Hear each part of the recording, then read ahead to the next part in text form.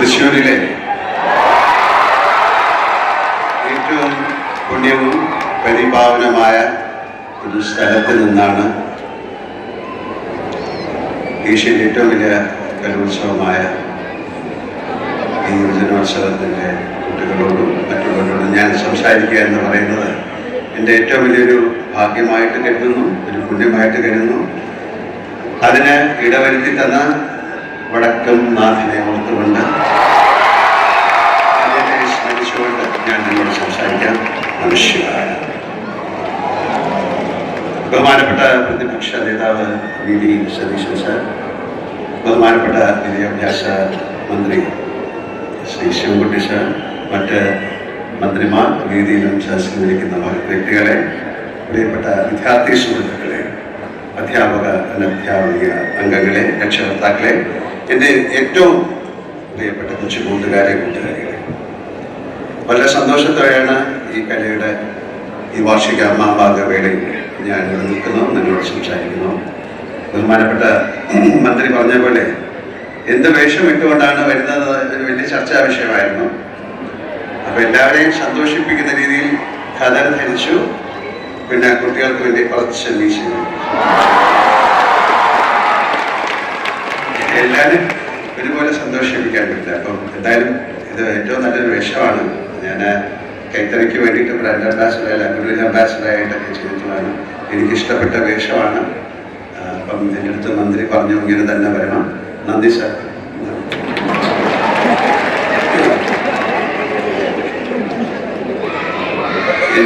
ഞങ്ങളുടെ ഏറ്റവും വലിയ ഇപ്പം സ്പീക്കർ പറഞ്ഞ പോലെ അദ്ദേഹത്തെ വളരെ അടുത്ത ആൾക്കാരാണ് എന്നാണ് വിളിക്കുന്നത്. ഞങ്ങളുടെയൊക്കെ പ്രിയപ്പെട്ട സുഹൃത്തും എൻ്റെ നിയോജക മണ്ഡലത്തിലെ നിയമസഭ സാമാജിക മന്ത്രിയുമായ ശിവൻകുട്ടി സാർ സംസ്ഥാന സ്കൂൾ കലോത്സവത്തിൻ്റെ തുടക്കത്തിനോ സമാപനത്തിനോ എന്നെ ക്ഷണിച്ചപ്പം ഞാൻ പറഞ്ഞു എന്തായാലും ഞാൻ വരും. കാര്യം ഇത് പല പ്രാവശ്യത്തിനും മുമ്പൊക്കെ ക്ഷണിച്ച സമയത്തൊന്നും എനിക്ക് വരാൻ സാധിച്ചില്ല, പല തിരക്കുകളുണ്ട്. എന്തായാലും ഇന്ന് ഇത്രയും വലിയ ഒരു ചടങ്ങിൽ വന്നില്ലായിരുന്നെങ്കിൽ അതിന് വലിയ നഷ്ടമായി പോയതെന്ന് ഞാൻ കരുതുന്നു. എന്തായാലും എന്ത് അസൗകര്യം ഉണ്ടായാലും ഇന്ന് വരണമെന്ന് ഞാൻ വിചാരിച്ചതാണ്. എല്ലാവിധ ഭാഗ്യങ്ങളും ഒത്തു വന്നുകൊണ്ടായിരിക്കും ഇതിൽ പങ്കെടുക്കുന്നത്. അതിലെനിക്ക് നിങ്ങളെക്കാളൊക്കെ വളരെയധികം സന്തോഷമുണ്ട്. അതിൻ്റെ കാരണം ഇവ പ്രതിഭ മാറ്റിവെക്കുന്ന കലയുടെ ഏറ്റവും വലിയ ആഘോഷങ്ങളിലൊന്നാണല്ലോ നമ്മുടെ സംസ്ഥാന സ്കൂൾ കലോത്സവം. കലാകാരൻ എന്നത് കൊണ്ട് തന്നെ എനിക്ക് ഈ വേദിയോട് അത്രമേൽ ആദരവാണ് ഉള്ളത്. മുമ്പ് യുവജനോത്സവത്തിനും കലോത്സവത്തിനും വളരെ വലിയ പ്രാധാന്യം ഉണ്ടായിരുന്നു. കലാതിലകങ്ങൾക്കും കലാപ്രതിഭകൾക്കും എന്നൊക്കെ സിനിമാ താരങ്ങളിൽ അത്ര താരപ്രഭയുണ്ടായിരുന്നു. ടിവിയിലെ നൃത്ത സംഗീത മത്സരങ്ങളും ഇന്റർനെറ്റും സാമൂഹ്യ മാധ്യമങ്ങളൊക്കെ ഉണ്ടാകുന്നതിനും മുമ്പത്തെ കാര്യമാണ് ഞാൻ ഈ പറയുന്നത്.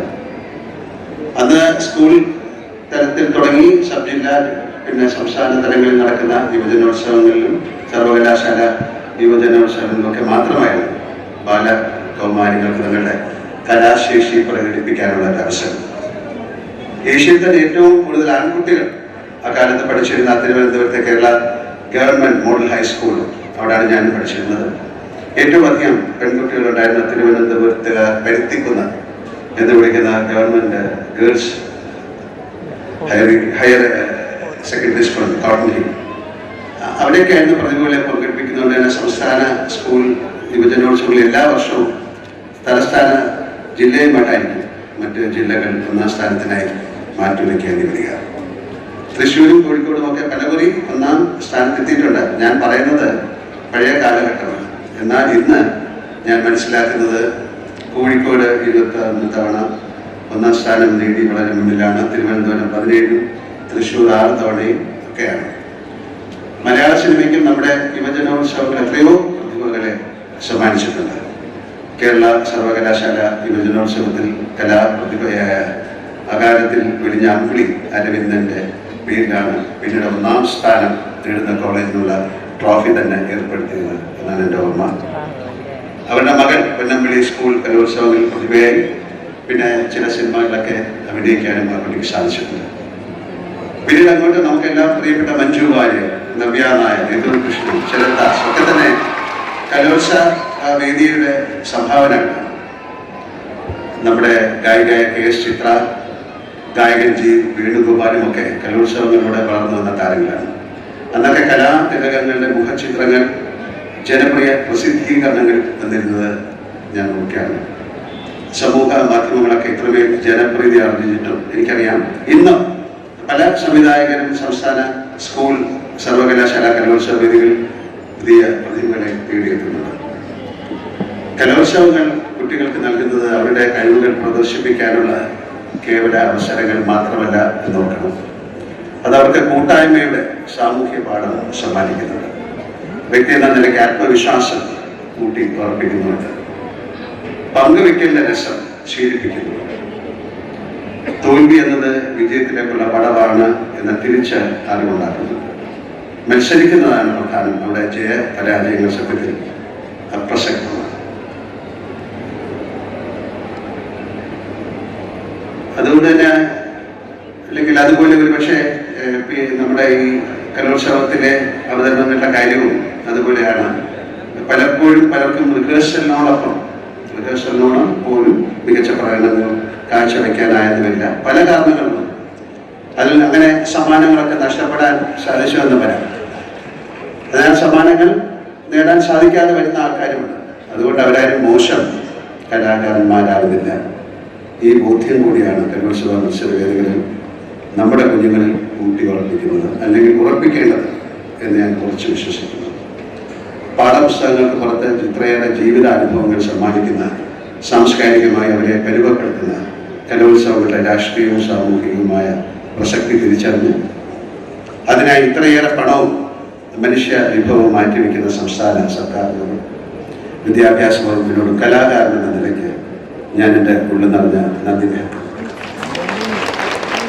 ഈ കലോത്സവത്തിൽ വിജയികളായവരും വിജയിക്കാത്തവരും പങ്കെടുത്തവരും പങ്കെടുക്കാനാവാത്ത പോയവരുമായ എല്ലാ കുട്ടികളോടും എനിക്ക് പറയാൻ ഒരൊറ്റ കാര്യമേ ഉള്ളൂ.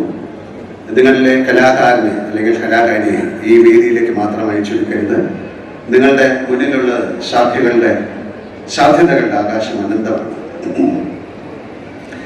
നിങ്ങളുടെ കലാകാരനെ മിനുക്കിയെടുക്കുക, പരമാവധി അവസരങ്ങൾ വിനിയോഗിക്കുക.